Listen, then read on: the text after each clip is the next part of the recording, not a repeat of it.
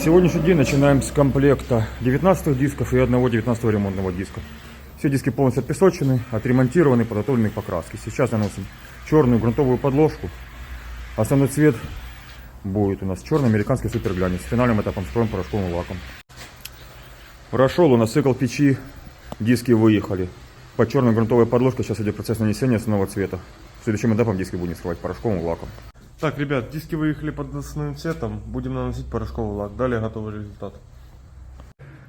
Прошел финальный цикл печи, показываю готовый результат комплекта 19 дисков и одного ремонтного 19 диска.